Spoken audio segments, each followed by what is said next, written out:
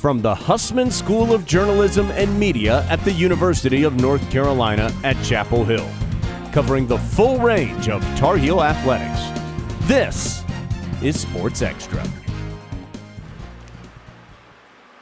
UNC handled business in the first round of the NCAA tournament, but a second-round showdown with Michigan State looms large. There's still a long way to go to the Final Four, but hey, at least we're not breaking brackets like Kentucky. Welcome to Sports Extra. I'm Lee Jeffries. And I'm Joshua Dolgoff with that broken bracket. Thanks for joining us.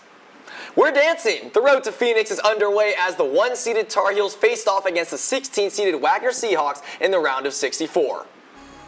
In the first half, Carolina bounced ahead with the lead thanks in large part to Armando Bacot being a bully in the paint. The Tar Heels were hot all around, putting a beating on the Seahawks, who only had 7 eligible players. Jalen Withers had a standout performance, racking up a season-high 16 points and tying his season-high in rebounds with 10. But as expected, ACC Player of the Year RJ Davis led the way for the Heels, shooting 4 of 7 from 3 for a game-high 22 points. Carolina traveled to Charlotte with that winner-go-home mentality, which fueled them to be up by as many as 30 points in the final minutes. The Tar Heels showed they're here for the madness, advancing to the second round with a final score of 90-62. HD typically challenges us before the game and sometimes at half, saying that it doesn't need to be only an Armando Bacot rebounding game or a Harrison Ingram rebounding game. He challenges everybody else to help out and clean up on the glass. RJ Davis has done it once again. The senior guard has been named a first-team All-American by the Associated Press. Averaging 21.4 points per game this season, it's no surprise that he's been racking up accolades. Being the ACC's leading scorer and named the ACC's Player of the Year earlier this month, he has been on fire. RJ is also the 15th Tar Heel basketball player to earn AP First-Team All-American honors and the first since 2017 when Justin Jackson won the honor. With the start of March Madness this week, he'll look to continue this performance against Michigan State and all the way to the final. With all this talk about Carolina basketball and March Madness, let's take a trip down memory lane to the 1993 NCAA championship game. Former Tar Heel Donald Williams is one of the most memorable players in UNC history. In the championship game against Michigan, Williams put up 25 points, going 8 for 12 from the field and 5 for 7 from beyond the arc. His elite contribution and standout performance led Carolina to victory and triumph, earning him the title of Most Outstanding Player of the tournament. Williams' number 21 is now honored in the rafters of the Dean Dome, forever marking his legacy in Tar Heel history. Tournament season brings out all the stars, so it's only right that we have Donald Williams himself join our very own Aman Patel at the top of the key. Aman? Thanks, Joshua. And first off, I want to say thank you so much, Mr. Williams, for joining us live here in studio. Thanks for having me. Well, absolutely. And again, it's March Madness, as Joshua said, and UNC took on Wagner yesterday. What did you like from the Heels in yesterday's game? I just like how they dominated the game. I think after the loss to NC State, I think we all was wondering how it was going to come out, and they did what I expected them to do. They just took care of business. Yeah, and speaking of taking care of business, Armando Bacot did just that. His 7th consecutive double-double in tournament play. How much of a factor is he going to have to be if Carolina wants to make a deep tournament run? I think probably Armando and RJ is probably the 2 guys that really can carry us through this tournament. But I think it starts inside with him. I think if we get good inside play, it opens everything up. Yeah, and it did against Wagner, but now we have to move on to Michigan State, right? Tom Izzo and that number 9 Michigan State team, they're electric. What do you think Michigan State is going to do against the Tar Heels, and how can the Tar Heels get over the hump? I think it'll be a little tougher game, but I still think we can dominate them inside also. Yeah, and we saw Kentucky yesterday take a loss. That ruined my bracket. How's your bracket looking right now? Is Carolina going all the way in that? Of course. Absolutely. Carolina all day. Appreciate you so much for joining us in studio. You heard it first. Carolina's going all the way. Back to you guys at the desk. The Heels have a huge game tomorrow against Michigan State. I mean, you can never count out Tom Izzo and the Spartans. Joshua, what do you think the Heels need to do in this game to advance to the Sweet 16? Well, they have to win the guard battle. This is RJ Davis and Elliot Cadeau versus Tyson Walker and AJ Hoggard. These Spartan guards really know how to rise to the occasion in March. Walker had 19 points, Hoggard 8 assists in the game against Mississippi State yesterday. The Heels have to contain that duo while also being able to score on the other end, which we know RJ Davis can do. As I said Wednesday night, guard play wins in March, and I think this game's really going to come down to which backcourt plays better. This game will definitely be a battle of the guards, but yesterday UNC was really able to capitalize off their big man lineup against Wagner. I mean, Baycott played his 7th consecutive tournament game with a double-double, and I think that having this lineup offered an advantage that Wagner just couldn't keep up with, and using the same edge might be really helpful as they dominate Michigan State's front court. Yeah, Baycott should have a field day tomorrow, and a huge stat to note, UNC 5-0 all-time in the tournament versus Michigan State. Let's hope that we can add another tally to that win column. Moving on to women's lacrosse, they will be hosting the Louisville Cardinals bright and early on Saturday at Dorrance Field. The Heels are looking to bounce back after a demoralizing loss to Syracuse last weekend. They're sporting a productive 4-1 record on home turf, looking to add another win to that tally. The Cardinals are 5-5 on the season and are coming off a 2-game win streak against Clemson and Liberty University. UNC is the last destination in the Cardinals road trip. Heading into this game, what do the Heels need to do to get back on track? We're going inside the crease with Caroline Ralph to find out. Caroline? Lee, it's simple. The Heels need to win, and they need to win big. To do that, we need attack to be on their A game. Now, Louisville is just coming off of an 11-8 win against Liberty. Well, I'm hoping our game on Saturday will be reminiscent of our game versus the Flames. Let's go back to it. So here we're going to see Riley Casey. She's going to catch the ball and take her defender, but create some space and find Caroline Godin streaking through the middle for an offhand catch and getting the ball in the back of the net. Now, let's check out this next play. Over here, we're going to have Godin. She's going to fake out her defender, but instead of taking this 1v1 down the lane, she's going to pop the ball over to Caitlin Wurzberger back at X. When Wurzberger catches, all eyes go to her, which leaves Darcy Felter open in the middle. Felter catches that pass and finds the back of the net once again. Now, the Tar Heels are trusting their teammates and playing with confidence, and that's exactly what I want to see on Saturday. Maybe we'll even get an Ashley Humphrey, Darcy Felter BTB goal, just like we saw in the Liberty game. UNC needs to show the Cardinals who owns Dorrance Field, just like we did in the Liberty game. The attack must put on a show. It's not a question of if the Heels should win, but to get back to the high-level Tar Heel lacrosse we all know and love, this win must be a commanding one. And what better way to win than to win in style? On Saturday, UNC Lacrosse will be supporting custom-made kicks by Shoes for Hope, supporting UNC Children's Hospital. And speaking of custom-made gear, Megan Patton tells us UNC Volleyball also knows a thing or two about the on-court style. A perfect 10 out of 10, the fastest mile, or an electric buzzer beater are all beautiful in their own way. But before there was perfection, there was improvement. Isabel Schomburger shows evidence of that on and off the court. I learned about working with textiles and quilting pretty recently in August when I was at Penland Craft School working with textiles. Old jerseys, some of which are our old volleyball uniforms that we used at club, which were previously the varsity team's jerseys. So these materials, old knee pads, everything used, within them they are infused with the just like evidence of practice, of how they were used in their lifetime and whoever was practicing in them. Her newfound interest in textiles allowed Isabel to view sports in a different light. Most Improved Player is me reflecting on practice within my art and also within my sports and kind of investigating this intersection and how I can see how context and the constructs of our world kind of influence practice within those. Her thesis, presented at the John and June Alcott Gallery, wasn't lacking viewers. Isabel's special take caught the eye of students and families who never thought to view sports as a form of art.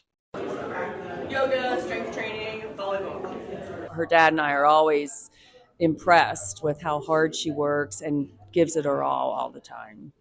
Most Improved, baby. That's me. She's so Isabel uses her love for art and volleyball to create something combining her desire to be a part of two separate worlds. Really, upon reflection and thinking about this idea of practice, it is Most Improved. It proves your investment in this idea of practice and improving for the sake of improving and for performing the acts. I'm Megan Patton, reporting.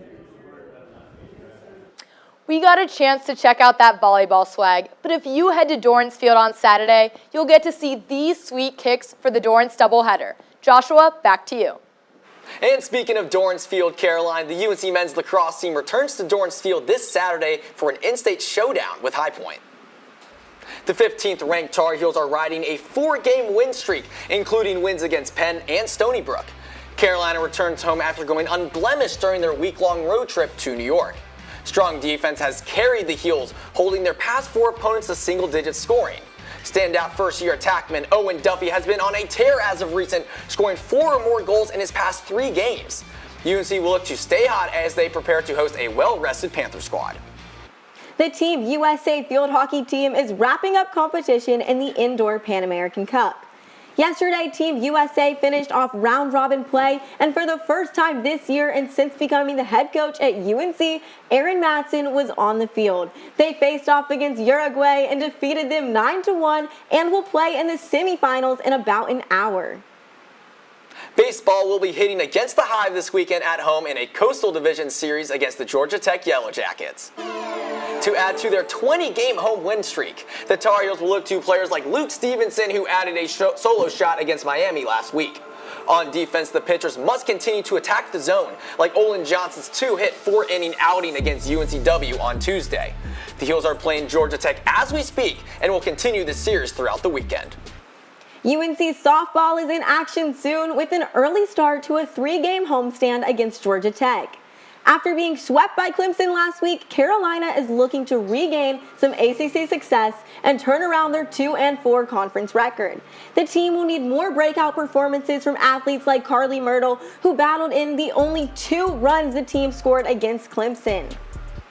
To start the spring schedule, UNC volleyball will be facing none other than the Duke Blue Devils tonight at 6 in Morrisville. Last regular season, the Heels were 1-1 against the Devils. The key differences were getting up big blocks and being able to move the ball around the court. Mabry Schaffmaster was essential to the latter win. With powerful hits and smart plays in crucial moments, she led the Heels to victory. Duke will come back for revenge after losing to UNC, but despite the growing pains of having a new coach, Carolina looks to take the dub against their biggest rival. The Gym Heels are flipping over to Greensboro tomorrow night to compete in the first ACC championships in hopes of obtaining a spot in the NCAA regionals. Vaulting into the postseason, UNC is seeded 4th in the ACC championships. Carolina finished 1-5 in ACC regular season meets, their only win being at home against Pitt. The Heels will need to overcome number 19 and ACC regular season champions NC State, along with number 29 Clemson, if they want to be crowned the first ACC champions. To do so, UNC will need all cylinders firing on each event, relying on junior Lolly Decanoisa along with all-arounders Julia Noer and Gwen Fink to help lead the team to victory. The regular season is over, but the UNC wrestling team still has wrestlers competing at the NCAA championships in Kansas City. This is the 2nd season in a row that Carolina has sent 5 wrestlers to the NCAAs. This will be Sonny Santiago's first NCAA tournament, and he looks to continue his hot streak of 5 wins. Newcomer Tyler Eichens in the 174 weight class is also headed to the championships, his first with Carolina. And as the 21 seed, he plans to create upsets in the tournament. Number 6 Lachlan McNeil will push to get back to his former glory as he stumbled a bit late in the season. Heading into the weekend, the number 6 Tar Heel women's tennis team is ready to battle it out with in-state opponents NC State and Wake Forest. After 12 days of no matches for the Heels, they're ready for revenge against the Wolfpack. Following today's match in Raleigh, Carolina will make the quick trip to Winston-Salem on Sunday to compete against the Demon Deacons. The team has felt all the love this season with 6 doubles teams and 8 singles players entering the weekend ranked by the ITA. Star player Fiona Crawley recently won her 134th career singles victory, ranking her as the 4th most wins in Tar Heel history. Crawley and the team hope to be saying deuces to both teams with a dub. Tar Heel men's tennis will take on Boston College this weekend in Weymouth, Massachusetts. UNC is 5th in conference play, going 4-2. UNC will have to come out strong in this matchup using swings like this from grad student Philip Jordan. Both Boston College and the Heels are coming off of conference losses and are hoping to flip the script in their favor. UNC needs to use strategic attacks like this from sophomore Benjamin Kate and other players. The Heels need to use their relentless effort to play the ball to pull ahead with a dominating win. UNC's Campus Recreation Center provides many diverse fitness programs encouraging students to stay active. Sports Xtra reporter Meredith Kierson gives us a closer look at the action. We can't all be D1 athletes, but there's plenty of ways to stay active on campus, including Zumba. Like many other students, junior Sasha Sturkin came to Carolina looking for new ways to be creative and move her body to stay active. Zumba was the perfect fit. I started doing Zumba my freshman year of university here at UNC, and I absolutely fell in love with the form of dance as an expression of emotion and joy and just heightened feelings, and also combining it with physical exercise was such an outlet for me. Now she shares her passion with others, holding Zumba classes at the Student Rec Center every Wednesday, leading other Carolina students in a Latin-inspired cardio dance. I always say at the beginning when I start teaching that this class is for you, I am here for you, so I want you to feel comfortable in this space because it's yours to occupy.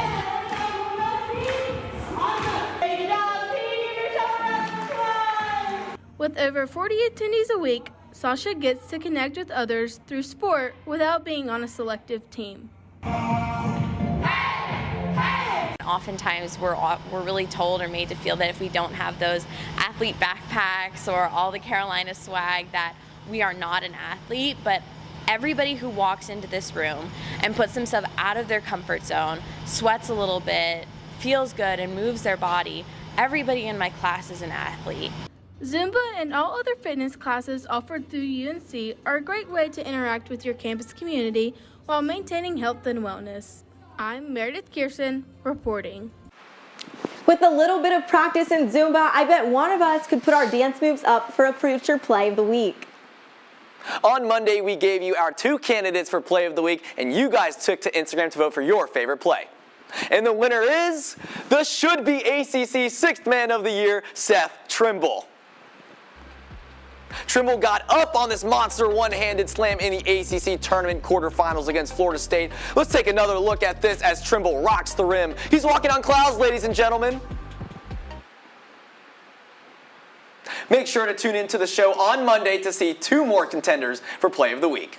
Joshua, the women's basketball team is facing off against Michigan State right now. The score is 11-5, and Gokdane has 5 points for the Heels. Let's hope that the Heels can get it done on the court, because they certainly are off the court with all of these NIL deals. Lee, what has been your favorite commercial so far? I think my favorite has been RJ Davis and Deja Kelly pairing up with Keurig, but I have to say I did not mind Paxton Wojcik in the Skims commercial. What about you, Joshua? I've got to go with the Armando Bacot TurboTax commercial. He filmed it at one of my favorite restaurants in Chapel Hill, Kate Chula, and I've got to say, I think his acting abilities have gotten so much better. I know he's been on TV, but we got to send this man to Hollywood. I would agree with that, and I swear the NIL deals are getting more and more creative each day. That does it for this edition of Sports Extra. Tune in on Monday as we recap another exciting weekend of Carolina athletics.